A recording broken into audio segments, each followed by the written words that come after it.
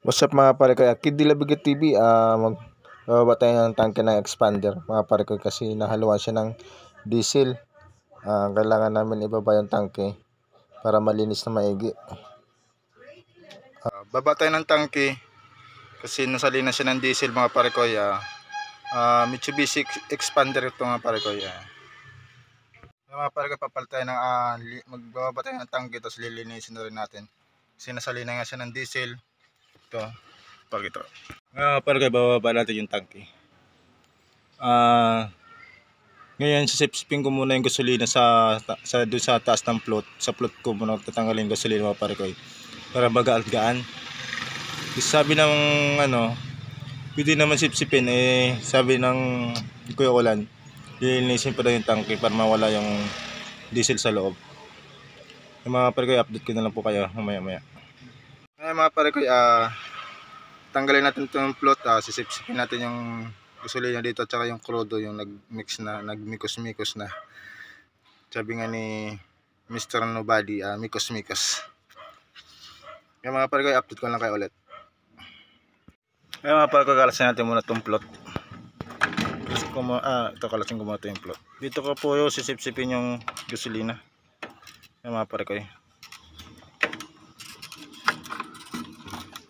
ang daming laman.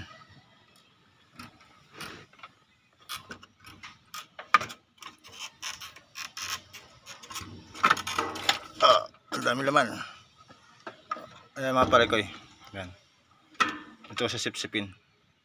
Para magaan-gaan baba yung tangke. Ayan mga pare ko, yan. Pero konti lang siguro nahalo na diesel dito mga pare ko. Kasi napatakbo pa daw to Yung mga pare kaya napasipsip na natin yung gasolina at saka crudo. Yan, kasi nagmikos-mikos na. Shoutout nga pala kay Mr. Nobody. Mikos-mikos. Ayan. Yung unleaded niya may halo ng diesel mga pare ko. Yan. Mga pare ko. Update ko na lang kayo ulit mga pare ko pag nalinis ko na yung tangke.